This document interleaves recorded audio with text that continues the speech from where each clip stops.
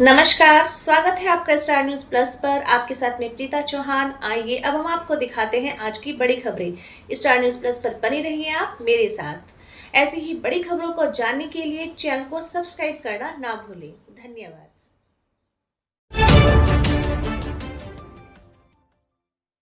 मोदी सरकार संवैधानिक संस्थाओं पर कब्जा करने में जुटी है। सीबीआई, ईडी जैसी जांच एजेंसियां पहले से ही सरकार के कंट्रोल में है।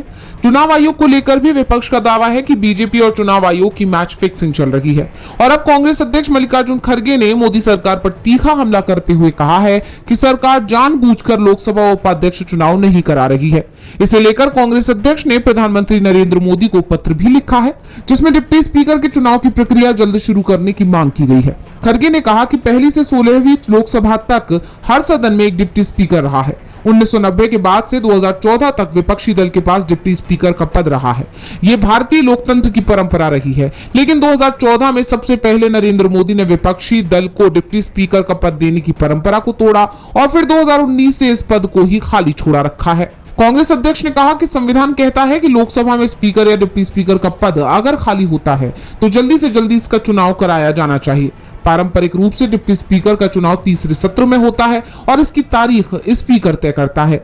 लेकिन स्वतंत्र भारत के इतिहास में पहली बार पिछले 2 लोकसभा सत्रों में डिप्टी स्पीकर का पद खाली रहा है। खड़गे ने पत्र में लिखा कि 17वीं लोकसभा में डिप्टी स्पीकर का चुनाव नहीं हुआ और ये चिंताजनक स्थिति अब 18वीं लोकसभा में भी जारी है। इसे भारत की लोकतांत्रिक व्यवस्था के लिए अच्छा संकेत नहीं माना जा सकता है और ये संविधान के नियमों का उल्लंघन भी है। खड़गे ने अपील करते हुए कहा कि आप लोकसभा की सम्मानित परंपराओं और हमारे संसद के लोकतांत्रिक मूल्यों को ध्यान में रखते हुए बिना किसी और देरी के डिप्टी स्पीकर के चुनाव की प्रक्रिया शुरू करें। बता दें, 1990 से लेकर 2014 तक यानी नरेंद्र मोदी के प्रधानमंत्री बनने से पहले लोकसभा में डिप्टी स्पीकर का पद हमेशा विपक्षी दल के नेता को मिलता रहा है। अब इस मामले में पीएम मोदी क्या रुख अपनाते हैं, ये तो देखने वाले। लालू यादव ने बिहार की एनडीए सरकार को पूरी तरह से फेल बताया है। कहा है कि जब से नीतीश कुमार सीएम बने हैं, बिहार का विनाश हो गया है। कानून व्यवस्था की स्थिति बेहद खराब हो गई है। शाम ढलते ही कब किसी पर भी हमला हो सकता है। बिहार में कोई सुरक्षित नहीं है।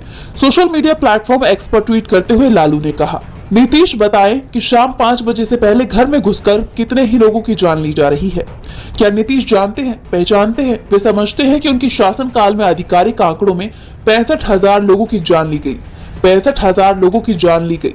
नीतीश बीजेपी ने विधि व्यवस्था का दम ही नहीं निकाला बल्कि उसका अंतिम संस्कार भी कर दिया है। बिहार में इतनी भ्रष्ट, लापरवाह और कामचोर पुलिस कभी भी नहीं रही।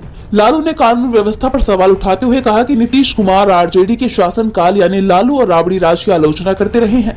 नीतीश कुमार कहते थे कि लोग शाम 5 बजे के बाद अपने घरों से निकलने से डरते हैं। क्या ये सभी अपराध अब शाम 5 बजे के बाद हो रहे हैं? क्या वो हमें बता सकते हैं कि शाम 5 बजे से पहले दिन दहाड़े कितने लोगों की जान ली गई है?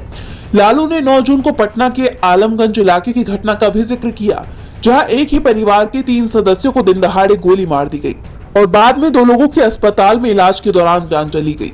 आरजेडी नेता ने कहा कि ऐसी घटनाएं राज्य में सार्वजनिक सुरक्षा की गंभीर स्थिति को दर्शाती हैं। बिहार में बढ़ते अपराध को बिहार पुलिस ने भी कबूल किया है। बिहार के एडीजी मुख्यालय कुंदन कृष्ण ने स्वीकार किया कि अपराध में वृद्धि हुई है। पुलिस के आंकड़ों के अनुसार बिहार में 2024 में जान लेने के मामलों का हर महीने औसतन 232 दर्ज किए गए। 2025 के पहले 5 महीनों में थोड़ा बढ़कर 233 प्रति माह हो गया है। कुंभ में हुई भगदड़ मामले में एक बहुत बड़ा खुलासा हुआ है, जिसके बाद उत्तर प्रदेश की योगी सरकार घिरती दिखाई दे रही है। बीबीसी ने अपनी रिपोर्ट में दावा किया है कि 29 जनवरी यानी मौनी अमावस्या के दिन प्रयागराज के कुंभ मेले में जानलेवा भगदड़ की 4 घटनाएं हुई। इस घटना में 37 नहीं बल्कि 82 लोगों की जान गई। बीबीसी ने यह भी दावा किया कि ये संख्या ज्यादा है, लेकिन उस रिपोर्ट में सिर्फ उन लोगों का जिक्र किया है जिन्होंने सबूत भी दिए हैं। अब इस रिपोर्ट के आने के बाद से सियासत गर्मा गई है। विपक्ष एक बार फिर योगी सरकार से सवाल पूछने लगा है। दरअसल उत्तर प्रदेश सरकार के मुताबिक भगदड़ में 37 लोगों की जान गई थी और मृतकों के परिजनों को 25-25 लाख रुपए का मुआवजा दिया गया। लेकिन बीबीसी की पड़ताल में पता चला कि भगदड़ की घटनाओं में कम से कम 82 लोगों की जान चली गई थी।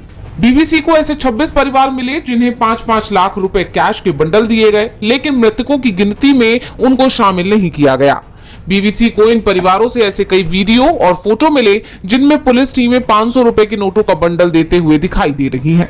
कई परिवारों ने बताया कि उनकी मर्जी के खिलाफ उनसे ऐसे कागजों पर हस्ताक्षर करवाए गए जिनमें अचानक तबीयत बिगड़ जाने के बाद जान जाने की बात पहले से ही लिखी हुई थी। उत्तर प्रदेश सरकार ने बताया कि कुंभ मेले में 66 करोड़ लोग पहुंचे। 13 जनवरी से 26 फरवरी तक चला ये मेला करीब 4000 हेक्टेयर के इलाके में फैला हुआ था। वहीं इस पूरे मामले को लेकर 50 से ज्यादा जिलों में की गई इस पड़ताल में बीबीसी ने 100 से ज्यादा ऐसे परिवारों से मुलाकात की जिनका कहना था कि उनके अपनों की जान कुंभ भगदड़ में गई थी। इनके अलावा बीबीसी को 19 और परिवार मिले जो 25 लाख का मुआवजा पाने वाले 36 परिवारों से अलग हैं। इन परिवारों को रहस्यमय तरीके से 5 लाख रुपए भी नहीं मिले हैं। अब इस रिपोर्ट के आते ही सपा प्रमुख अखिलेश यादव ने योगी सरकार को घेरते हुए सोशल मीडिया पर पोस्ट किया। उन्होंने लिखा, ये रिपोर्ट अंत नहीं, महाकुंभ में गई जानों और उनसे जुड़े पैसों के महासत्य की खोज का आरंभ है। सत्य जब उजागर होता है तो झूठ की परत दर परत खुलती है, जो स्वांग के हर चोंगे और मुखौटे को उतारती जाती है, पर्दे उठाती जाती है। झूठ का कोई भी सूचना प्रबंधन ऐसे सत्य को बाहर आने से नहीं रोक सकता। यानी साफ है कि योगी सरकार बहुत बुरी तरह फंस गई है। अब देखना होगा कि इस मामले में और क्या नई जानकारी सामने आती है। 1.5 महीने से ज्यादा का वक्त बीत गया, लेकिन अब तक इसके दोषियों को सजा नहीं मिली है। सजा तो दूर, वो पुलिस की गिरफ्त में भी नहीं आए हैं। ऐसे में पहले से ही मोदी सरकार पर सवाल उठ रहे हैं। इस बीच अब पश्चिम बंगाल की मुख्यमंत्री ममता बनर्जी ने पहलगाम हमले को लेकर बड़ा दावा किया है। उन्होंने इस पूरी घटना के लिए पीएम मोदी को ही जिम्मेदार ठहरा दिया।